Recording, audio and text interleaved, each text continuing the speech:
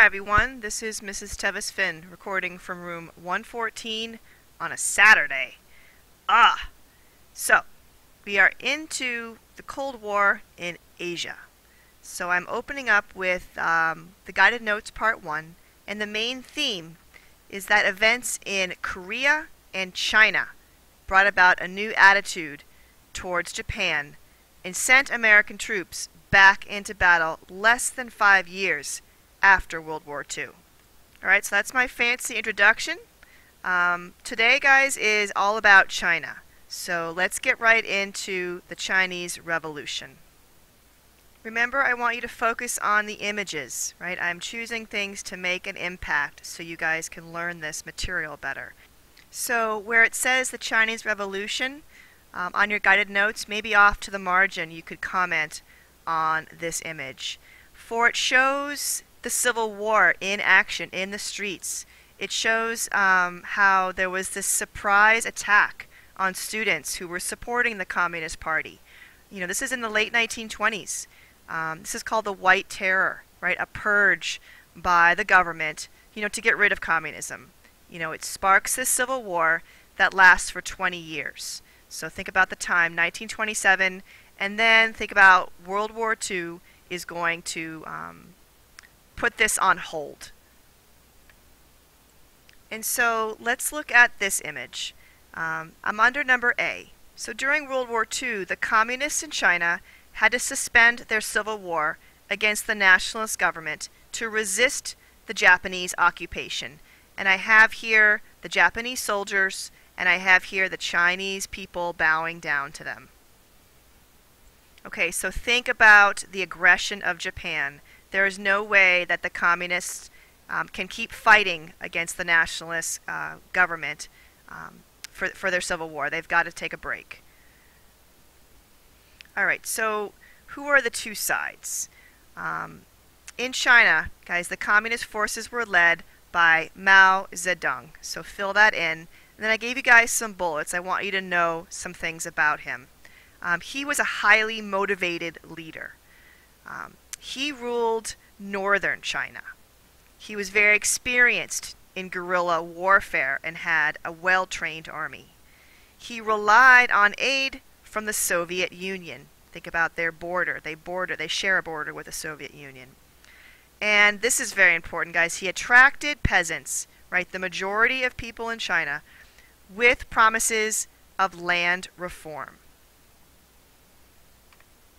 Over here, I want you now to focus on the nationalists, led by Chiang Kai-shek. So just to review quickly, guys, Chiang Kai-shek is here assisted by the police and gang lords, right, to purge the communists. So he is the nationalist leader. Some bullets for him, guys, is I want you to put down that he was weak. There was poor morale under his leadership. He ruled southern and eastern China. And he struggled with inflation and a weak post-war economy. So under B, guys, think about which side the U.S. is going to pick. To prevent a communist revolution in Asia, the U.S. sends the nationalist government under Chiang Kai-shek $2 billion in aid during the 1940s. But by 1949, the communists had captured Beijing, which is the capital, and support for the nationalists had declined. And I would have to say the underlying reason are these pictures that I chose to show you guys about the peasants. For Chiang Kai-shek continued to overtax them on grain. And Mao saw this as a rallying point to defeat the nationalists. Next bullet I have actually here on the slide for you is that Mao promised a better life for them. He promised them land reform. And so again, you can comment in the margin on these pictures I chose, but this is, you know, a communist leader going into the villages, reading this message about how they're going to redistribute the land to make it all equal for the hard-working peasants. And again, I chose this over here to show the back-breaking work of the Chinese peasants and how they truly felt exploited and paying too much, especially after the war. Just building off that previous slide, this is propaganda to show how this is the life of peasants, nice and happy now under Mao and the Communist Party. So it's really showing how the peasants began to support the communists. It's called the Red Army. And that last bullet under B is Kai-shek's corruption. He was not a good leader. His corruption also forced peasants to join Mao's side. All right, so China falls to communism pretty hard. This is a great map that does change color, but I just kind of paused it to show, in the beginning, right after World War II, you can see how the northern part of China is communist, right? So remember, the Soviet Union's border is right up here. So by 1949, guys, this map, when it changes color, the whole country turns to communism, and they establish the People's Republic of China and defeat the nationalists.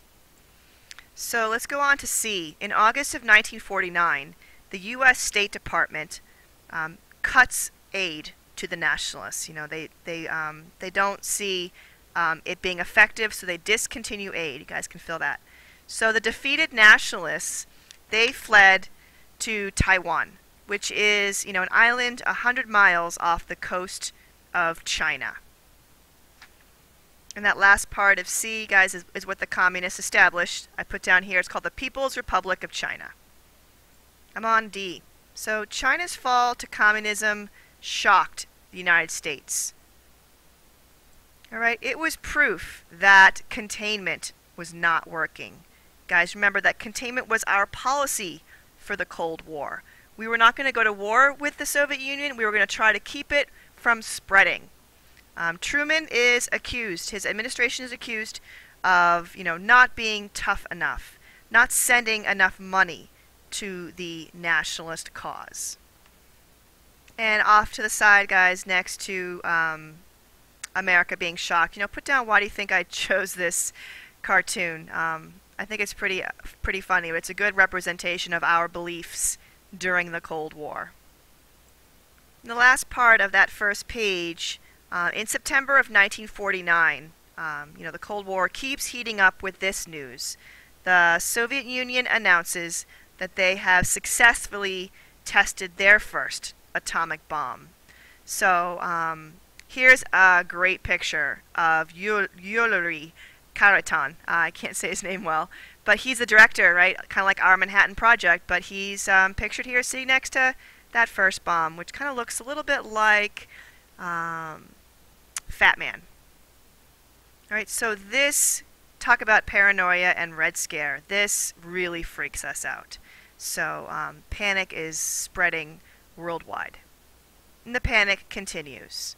So I'm on to the next page. If you guys printed out the second page, it should say, then in early 1950, China and the Soviets, they sign this Treaty of Friendship and Alliance.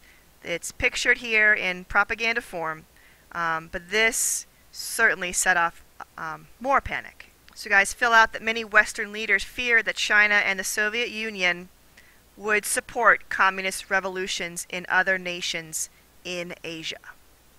Take a careful look at this propaganda poster, and you guys can comment on, what is it portraying? What is the symbolism here for this treaty? And under E, so what the result is that the U.S. keeps formal diplomatic relations with the nationalist government. I have here a picture of the nationalist flag. Remember, they're stationed in Taiwan, so we recognize them as our, ally in Asia. And a bold move is that we cut off diplomatic ties to China, which means we do not officially recognize the communist country, the People's Republic of China. And kind of a final thing that we do is that we use our veto power in the UN Security Council to keep China out of the United Nations. Guys, this created a lot of tension. Again, remember, I'm using images to make an impact, and I love this image. So this really, I think, shows how the U.S. Had this kind of marriage with Taiwan. This is President Eisenhower, and in this motorcade is General Chiang Kai-shek, the president of the nationalist government. So they're seen kind of courting each other. Remember, we are against the People's Republic of China, and this kind of shows how we are supporting, the nationalist government in Taiwan. Alright, I love this picture. Let's finish up with Japan. So what are the new policies in Japan? Well, the Chinese Revolution brought about significant changes in U.S. policy toward Japan. So that's just kind of the main point I want you to put down. Significant change in U.S. policy toward Japan. And so, at the end of World War II, General MacArthur returns. What does this picture, symbolize, or what kind of, tone does it set? It really, for me, shows like that macho image of the U.S. military and all of our strength. Just a quick recap, guys. MacArthur, remember, was the big general who was defeated in the Philippines, right? He was evacuated to Australia to escape that humiliation, and then he said that he'd return, and he came back to the Philippines in 1945 in the Battle of Leyte Gulf and got his revenge and kicked the Japanese out of the Philippines once and for all. Just, kind of a larger-than-life personality. So that's going to factor into our next screencast as well. So keep him in mind. So continuing with your notes, guys, at the end of World War II, General MacArthur had taken charge of occupied Japan. His mission was to introduce democracy and to keep Japan from threatening war in the future. Think about the timing of this image. Look at the date, August 30th. Remember, we had just dropped the bombs August 6th and August 9th. So he's arriving here in Japan to take over. And so once the U.S. lost China as its chief ally in Asia, it looked to help Japan industrialize and rebuild their economy after the war. There are many pictures I could have chosen to show how devastated Japan was after the war. This is just one of the Japanese cities that we did aerial bombs, not the atomic bomb, but it does show how they really had to start over from scratch. And in conclusion, just like how we viewed West Germany as the key to defending Europe against communism, we now saw Japan as the key to defending Asia against communism. And I'm leaving you with this image of soldiers in Japan after the war, what kinds of human atrocities they must come across, and even just talking with this child with her little brother on her back. This kind of sums up the human side of the war. So I'd like to point out that Korea becomes our next crisis. I'm going to have you guys really learn this map in class in your groups. And Korean War is called the Forgotten War, and I have a great documentary to show you about the Korean War. So again, I'll be checking how you guys process these images. So go back and look at some of them and make sure you put down some of your reactions on your guided notes. I think that should help you. This is Tevi signing off. Hope you guys have a great rest of your day. Bye.